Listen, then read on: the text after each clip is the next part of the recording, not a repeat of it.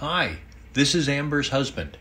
Let's continue our previous topic of why we're using boosters in our current vaccine campaign. Okay, let's talk for just a minute about how the COVID virus actually attacks your body cells and produces an infection. So the COVID virus is known as SARS-CoV-2. That's the name of the virus that produces the COVID illness. And it is a capsule around RNA. And on the outside of the virus capsule are these little spikes. These are the spike proteins, and they produce a characteristic image under the microscope. Any of the coronaviruses have these spikes. They're not all exactly the same spike protein, but all of the coronavirus family will have spike proteins. And it is those spikes that give it an appearance of having a crown. And of course, corona is just another word for crown. So when the COVID virus or SARS-CoV-2 virus particle comes to a human cell, it actually attaches to the cell with these spike proteins. That is precisely how it attaches, and then it merges with the human cell and releases the virus RNA. The virus RNA then begins creating new virus particles with the RNA inside the capsule and the spike proteins. This is the replication process, and eventually the human cell becomes so full of virus particles that there is an explosion, and all of these millions of virus particles are released into the rest of your body, and that is an infection. Those particles go on to attach to other human cells, and the process goes on, and you have an infection. Now, the question at this point becomes, how do you want to deal with this process? Do you want plan number one? You have no vaccine. And as we said, we have the white blood cell engulfing the virus particles, presenting the spike proteins to the T cell. The B cells get the order from the T cell to produce antibodies. The antibodies begin to attack the spike proteins on the virus particle. This happens over and over, and it can take days to weeks for your immune system to actually shut down an infection the first time that it sees this antigen if you've had no vaccine.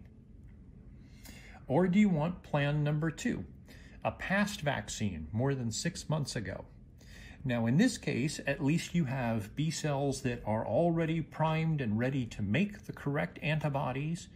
All they need is the order to dispense those antibodies, and they will begin attacking the virus particles. This process takes much less time, only hours to days. But during those hours to days, these virus particles go on attacking human cells and begin the replication and infection process before you have enough of the antibodies circulating around in your bloodstream to actually stop or shut down entirely an infection that's already going on. Or do you want plan number three, where you've had a recent booster? When you've had a recent booster, you have enough circulating antibodies that your bloodstream is full of the antibodies that have already been made by your B cells, produced and released into the bloodstream, so that your bloodstream is full of circulating antibodies. And the moment that a COVID virus particle lands in your nose or mouth or on an open cut, the antibodies are so numerous that they completely surround the COVID virus particle. And instead of attaching to a human cell, most of them will never get a chance to ever attach to a human cell. Now, is it possible that a couple will get through? Of course, nothing is 100% in nature.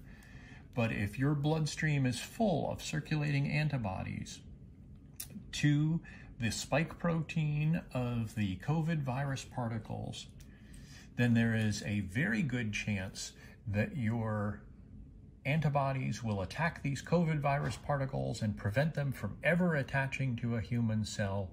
You do not get the attachment and expulsion of the RNA into the human cell. You don't get any replication. You will never then get an explosion of millions more virus particles into your bloodstream, and you will never get an infection.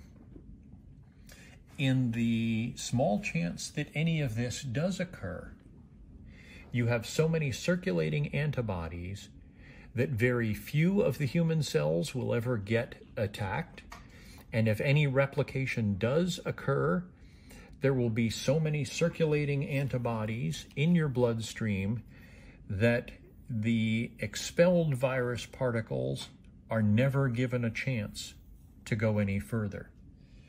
With a recent booster, not only do you reduce your chances of ever getting an infection, you dramatically reduce your chances of ever getting so sick that you end up in the hospital, and you nearly eliminate your chances of ending up in the ICU or actually dying from the infection.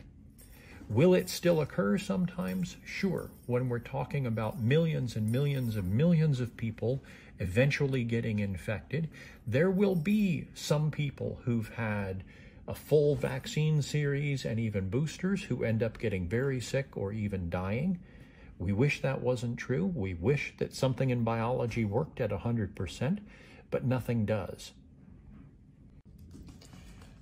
So there are some specific questions that I've received about how the particular boosters work and how they work against Omicron. Hello, 小黄是白。Well. Well. Okay, it's comfortable. Bikini.